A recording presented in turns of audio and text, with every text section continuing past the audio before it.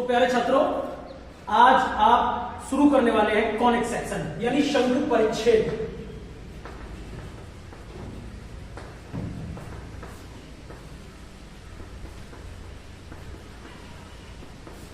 देखिए, टॉपिक की शुरुआत ही नाम है शंकु परिच्छेद। तो सबसे पहले इस टॉपिक को पढ़ने के लिए हमें शंकु की जानकारी होनी चाहिए।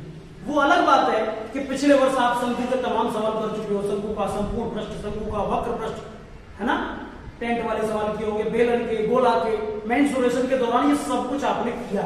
लेकिन अब हम 2D में पढ़ रहे हैं तो उसके वक्र की केवल बात करेंगे। तो शंकु बनता कैसे है पहले उसकी बात। सपोज करिए फिक्स लाइन है एल, कोई एक लाइन है फिक्स है, इस लाइन के अल्फा एंगल को काटती हुई कोई एक रेखा निकल गई। सपोज करिए ये एम, ये लाइन फिक्स थी, इसको हिलना नहीं है, फिक्स है तो इसका मतलब इसको हिलना नहीं है।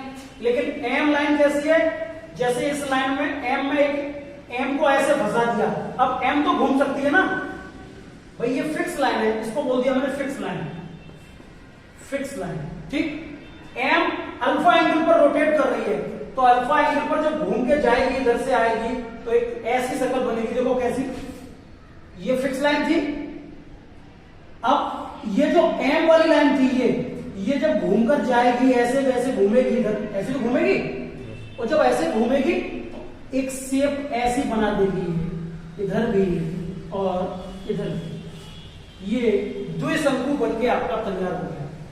दैट मीन्स जिस लाइन के घूमने की वजह से, जिस लाइन के घूमने की वजह से शंकु पैदा हुआ, उस लाइन को बोलेंगे जनरेटर लाइन। क्या बोलेंगे? Generator line. किसके लिए? कोण के लिए। कोण के लिए जनरेटर लाइन कौन है? जिस लाइन ने कोण पैदा किया। तो कोण किसने बनाया? एम ने। तो मैं कहूंगा here M is the generator for कोण। एम इस कोण के लिए जनरेटर का काम कर रही है। सपोज करिए जिस एंगल पर झुकी हुई थी वो अल्फा था, दिखाई दे रहा होगा अल्फा। अब आपका चैप्टर है शंकु परिच्छेद, मतलब ये जो द्विशंकु बना है किसी लाइन के एक फिक्स लाइन के अराउंड घुमाने देने से जो वक्र बनके तैयार हुआ, उस वक्र को या उस फिगर को परिच्छेद करना है, काट देना है। सपोज करिए चाकू से, अगर मैं चाकू से इसे काटता हूं तो कोई ना कोई कोण बना के कटेगा। सपोज करिए ये काट दिया आपने, ऊपर का पोर्शन अलग हो गया, तो ये एंगल जो है अगर बीटा हो जाए तो कोई छात्र ये सोचेगा कि सर इस बीटा का मान 90 भी हो सकता है, बीटा का मान अल्फा के बराबर भी हो सकता है, बीटा का मान अल्फा से कम हो सकता है। बस यही सब केस है कि इस फिगर को जब काट दिया जाएगा, परिच्छेद किया जाएगा, तो क्या क्या वक्र बन सकते हैं। ये जब शंकु है, जब काट दूंगा, गौर से समझना, जैसे आइसक्रीम का आपके पास कोन है आइसक्रीम वाला कोन खाली है, उसमें कुछ भरा नहीं है। जब आप काटेंगे ऐसे तो देखो उसके किनारे कुछ ना कुछ बनेंगे, सर्किल जैसे या पैराबोला जैसे या दीर्घवृत्त जैसे कुछ तो बनेगा। वही चीज इसमें हमको अध्ययन करना है। तो फिलहाल मैं 2-3 बातें बताता हूं। यदि अल्फा आपका बीटा के बराबर हो जाए, यदि अल्फा यानी जिस कोण पर जनरेटर लाइन घूम रही थी उसी कोण से आपने काट दिया, तो हमेशा क्या बनेगा? परवलय बनेगा। इनके फैमिली के बारे में हम डिटेल में पढ़ेंगे। पहले हम ये पढ़ना है कि क्या क्या बन सकता है। अगर बीटा का मान 90 हो गया, बीटा 90 का मतलब क्या है? बिल्कुल ऐसे काटना है, और जब बिल्कुल यहां से काटोगे तो ऐसी शक्ल ही तो बनेगी जैसे ऊपर थी। दैट मींस सर्किल बन जाएगा, वृत्त बन जाएगा। तो आपको यह भी कंफर्म हो गया कि वृत्त बनेगा। अल्फा बीटा के बराबर हो जाए तो परवलय बन जाना है, बीटा अगर 90 हो जाए तो वृत्त बन जाना है, और अगर अल्फा से बड़ा हो जाए कौन? बीटा, तो हमेशा दीर्घवृत्त बन जाएगा। और दूसरी बात, अल्फा से छोटा हो जाए कौन? बीटा, तो अतिपरवलय बन जाएगा।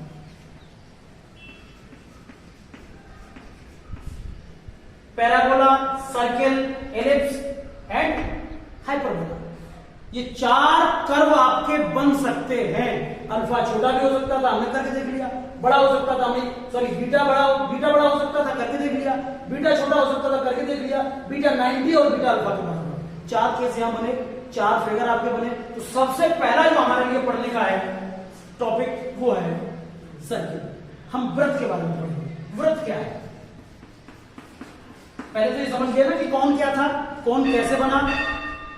जब कौन बन गया तो फिर जो द्विशंकु जो बना है आपका, इस द्विशंकु में काटने के बाद बहुत सारे वक्र बन सकते थे। उसमें पहला वक्र हम शुरू करने जा रहे हैं व्रत। क्लियर? व्रत के बारे में पढ़ेंगे।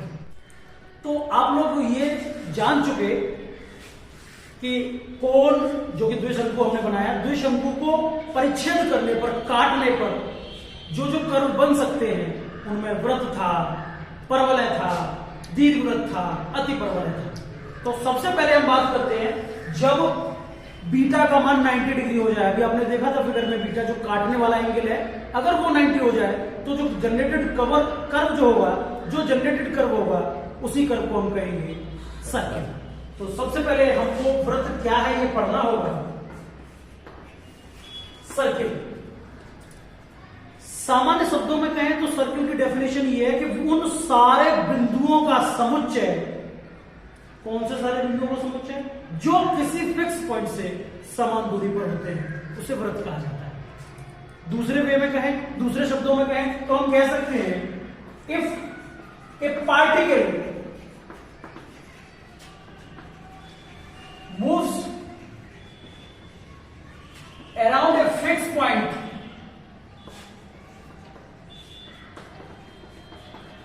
in such a way that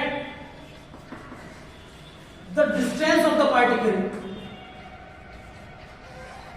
if a particle moves around a fixed point, किसी फिक्स पॉइंट के अराउंड आपका पार्टिकल मूव कर रहा है,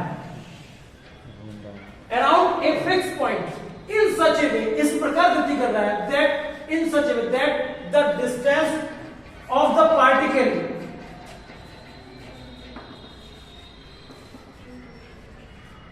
from the fixed point,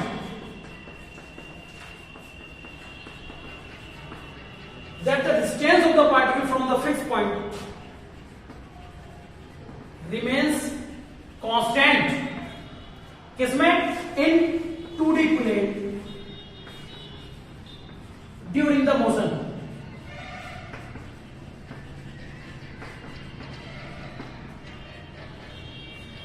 एक पार्टिकल मूव कर रहा है 2D प्लेन में। 2D प्लेन माने एक्स वाई तल जो है अपना, सिंपली उस तल में एक पार्टिकल मूव कर रहा है। इन सच ए वे, इस प्रकार गति कर रहा है कि उस पार्टिकल की फिक्स पॉइंट जो था उससे दूरी ऑलवेज सेम बनी रहती है, ऑलवेज कांस्टेंट बनी रहती है, वो बदलती नहीं है। तब क्या कहा गया? Then the path of the particle, path of the particle is called circle. क्या लिखा कि सर्किल की डेफिनेशन में सबसे पहली डेफिनेशन जो बताई वो ये थी कि उन बिंदुओं का समुच्चय जो किसी फिक्स बिंदु से समान दूरी पर रहते हैं उसे व्रत कहते हैं।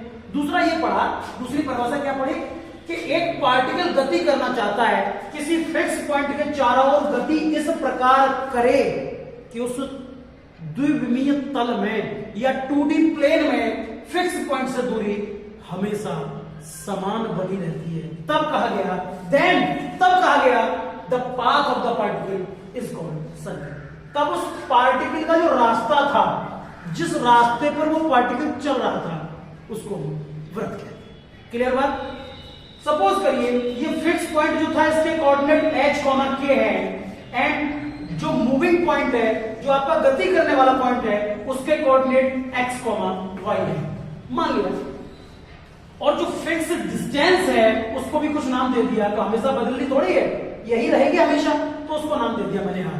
तो मैं कह सकता हूं कि then the path of the particle is called circle. Circle पता चल गया क्या है। अब मैं कह सकता हूं fix point is called centre of the circle. जो फिक्स पॉइंट है it is called centre of the circle and the fix distance is called the radius of the circle. वो वृत्त की त्रिज्या कहलाएगी जो फिक्स दूरी थी, जो फिक्स पॉइंट था वो वृत्त का केंद्र कहलाएगा, और जो रास्ता बना 2D प्लेन में, जो पाथ बनकर तैयार हुआ, उसको हम व्रत कह देंगे। क्लियर? ठीक। तो अगर इसके और इसके बीच की दूरी r है तो आपको ये पता होना चाहिए कि बीच की दूरी का एक फॉर्मूला आपने पढ़ा था। क्या पढ़ा था बताओ? बीच की दूरी यहां से यहां तक की r दे रखी है ना। आपके पास फॉर्मूला क्या था दो बिंदु के बीच दूरी का? x1 माइनस x2 का होल स्क्वायर, यही था, प्लस y1 माइनस y2 का होल स्क्वायर अंडर के अंदर, यही थी बीच की दूरी का formula, is equal to r। अगर इस रूट को दोनों तरफ से फिनिश करना है या रूट को यहां से हटाना है, आप स्क्वायरिंग करते थे बोथ साइड, तो रूट फिनिश हो जाएगा। After squaring both side you get x minus h का whole square plus y minus k का whole square is equal to r square. This is the equation of the circle. ये उस वृत्त की समीकरण पैदा हो गई, उस वृत्त की समीकरण बन गई जिस वृत्त का केंद्र h, k है और त्रिज्या r है। क्लियर बात? किसी को यहां तक कोई डाउट? ये कौन सी इक्वेशन बन गई? जब वृत्त का केंद्र भी मालूम है और रेडियस भी। आपको ये पता चल गया कि सर्किल की इक्वेशन क्या है, खासतौर से तब जब उसका सेंटर मालूम था और त्रिज्या मालूम थी। अब हम पता करना चाहते हैं कि सर्किल की जनरल इक्वेशन क्या है, यानी व्यापक समीकरण क्या है। तो बात करते हैं व्यापक समीकरण, that is general equation, general equation of the circle. आपको अभी पता था कि जब सर्किल का सेंटर h, k था और उसकी त्रिज्या r थी, तब इक्वेशन क्या थी? x माइनस h का होल स्क्वायर प्लस के y माइनस k का whole square is equal to r square, यही थी। अगर मैं इस होल स्क्वायर को ओपन कर दूं तो जो जनरल इक्वेशन पैदा होगी, जो व्यापक समीकरण पैदा होगी, उसी को खोजना चाहते हैं। देखिए होल स्क्वायर बोलिए, x स्क्वायर प्लस के h स्क्वायर प्लस के 2 माइनस के 2hx प्लस के y स्क्वायर प्लस के k स्क्वायर माइनस के 2yk is equal to r। थोड़ा और विधिवत लिखना चाहूं तो x स्क्वायर प्लस के y स्क्वायर माइनस के 2hx माइनस के 2yk। देखो एक ये उठा लिया, फिर ये उठा लिया, उसके बाद ये उठा लिया, उसके बाद ये उठा लिया, बचा क्या? h स्क्वायर बचा, k स्क्वायर बचा और r स्क्वायर भी बचा, is equal to 0।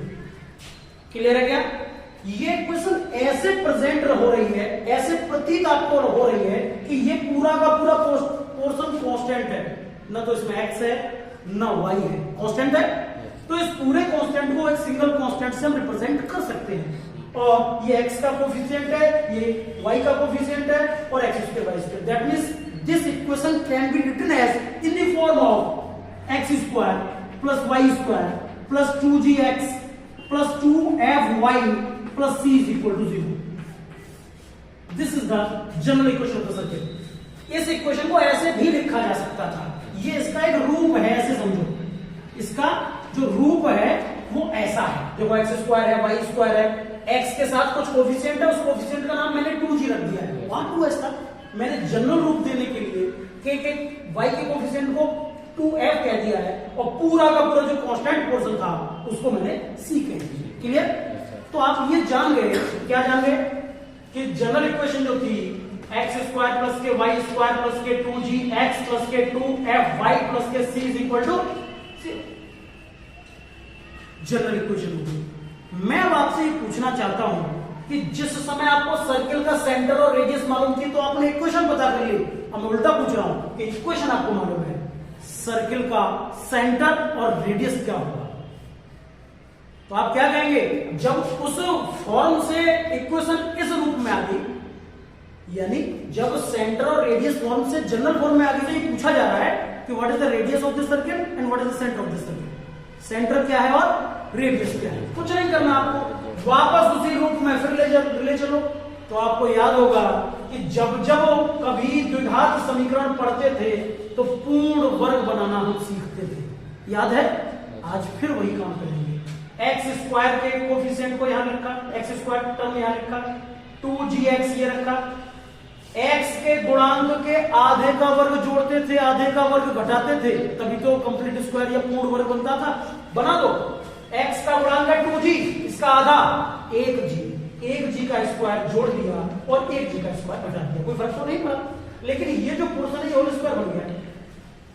Similarly y वाले से बात करो, सिमिलरली y स्क्वायर था 2fy था, तो y का गुणांक 2f का आधा यानी सिंगल एक f का स्क्वायर जोड़ दिया और एक f का स्क्वायर ये भी तो पूर्ण वर्ग बन गया। हमारा उद्देश्य पूर्ण वर्ग बनाना था। पूर्ण वर्ग बना के इससे तुलना करेंगे तो मुझे सेंटर भी मिलेगा और त्रिज्या भी मिलेगी। इधर ये इस्तेमाल हो गया, ये हो गया, ये चला गया, ये सी बचा, अभी उसको यहां लिखा रहने तो बराबर में कौन था? 0। कोई डाउट यहां तक?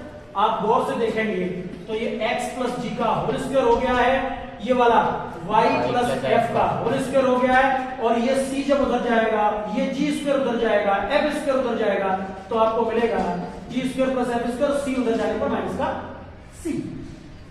कोई प्रॉब्लम यहां तक? आपने कहा क्या ये इस रूप में पहुंच रहा है जो कि उसकी स्टैंडर्ड फॉर्म थी, सेंटर और रेडियस के मालूम होने पर जो स्टैंडर्ड फॉर्म थी सर्किल की, उस रूप में पहुंच गया कि नहीं?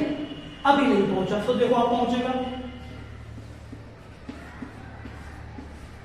x माइनस एच का होल स्क्वायर। देखो x माइनस एच का होल स्क्वायर, भाई माइनस लगाने प्लस तो चाहिए नहीं था हमको स्टैंडर्ड फॉर्म में, स्टैंडर्ड फॉर्म में तो माइनस चाहिए, तो देखो मैंने माइनस भी बना दिया। यहां क्या चाहिए था आपको? y माइनस के, तो लो ऐसे तो लिख सकता हूं भाई, माइनस माइनस प्लस का ही तो था, लेकिन मैंने ऐसे क्यों लिख दिया? तुलना करने में आसानी हो जाएगी। और ये जो पोर्शन था ये r का स्क्वायर था, दैट मींस आप इसे होल स्क्वायर लिखना चाहते हो, तब तक कह दिया आकाश ने कि G square plus F square minus C का जो रूट है इसका पूर्ण वर्ग बना दो, बन गया पूर्ण वर्ग। अब इसकी जैसे ही आप तुलना करोगे, जैसे इसको कंपेयर करोगे काय के साथ x माइनस एच का whole square plus y minus k का whole square is equal to r square से। अब गौर से देखो, जब तुलना कर दोगे तो h की जगह पर कौन नजर आ रहा है? माइनस का g। क्लियर है ना? तो h की जगह पर तो हो गया माइनस का g, f की जगह कौन नजर आ रहा है? सॉरी k की जगह कौन नजर आ रहा है? माइनस का f। और c की जगह कौन, r की जगह कौन नजर आ रहा है? यार स्क्वायर है ना, h माइनस h का whole square, y minus k का whole square is equal to r square. तो r की जगह नजर आ रहा है आपको root of g square plus f square minus का c। इसका मतलब मैं समझ गया, इसका मतलब मैं समझ गया कि मेरा जो केंद्र था, जो सेंटर था, वो क्या है?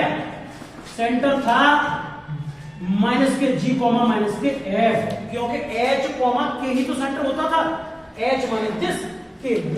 क्लियर? ये क्या बन गया आपका? Centre of the circle. और रेडियस की बात करें तो this is the radius of the circle. That means आप ये जान गए कि जब सेंटर मालूम था, रेडियस मालूम थी, तो इक्वेशन पता चल गई। इक्वेशन किस रूप की है?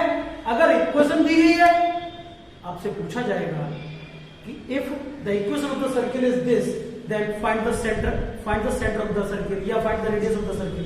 कर पाओगे आराम से? पहले इस रूप की इक्वेशन को स्टैंडर्ड फॉर्म में ले जाना पड़ता है, यानी पूर्ण वर्ग बना दिया और पूर्ण वर्ग बना के कंपेयर कर दिया। हालांकि पेपर में जब क्वेश्चन आएगा या आप जब एक्सरसाइज में क्वेश्चन करोगे तो इतना प्रोसेस पूरा इस्तेमाल नहीं करोगे, आप इस बात को और इस बात को एक फॉर्मूले के रूप में याद रखेंगे और आप कहेंगे कि if an equation of the circle represents in the form of this, then you have to compare the equation of the circle with the x minus h का whole square plus y minus k का whole square is equal to 1। जब आप तुलना कर दोगे h मिल जाएगा, k मिल जाएगा, r मिल जाएगा, यानी केंद्र ढूंढना, त्रिज्या ढूंढना, दोनों करना। एक एग्जांपल लेते हैं, तब आपको और क्लियर होगा। सर्किल की इक्वेशन दी गई है, सेंटर कैसे निकालें और रेडियस कैसे निकालें, इसको आपने भी डिटेल में देखा, फॉर्मूला आपने ड्राइव किए, फॉर्मूला आपको मिल चुका। क्या फॉर्मूला मिला? कि if the equation of the circle is x square plus y square plus 2gx plus 2fy plus c is equal to 0, then centre क्या था? सेंटर क्या था उस समय बताओ? सेंटर था माइनस के z एंड माइनस के f, और रेडियस क्या थी? r, जिसे आप कहते हैं under root g square plus f square minus c plus f square minus c। यानी हम इस फॉर्मूले की हेल्प से क्वेश्चंस को करेंगे। एक एग्जांपल लेता हूं, सपोज करिए x स्क्वायर प्लस के y स्क्वायर प्लस के 16x माइनस के 10y प्लस के 6 इज इक्वल टू 0। अब ये पूछा जा रहा है कि सर्किल की रेडियस क्या है और सेंटर क्या है। तो जैसे ही आपको पता चला ये सर्किल की इक्वेशन है, अच्छा पहचानोगे कैसे सर्किल की इक्वेशन है? सर जो आपने तरीका नहीं बताया ये। जनरली इसको पहचानने के कई तरीके होंगे।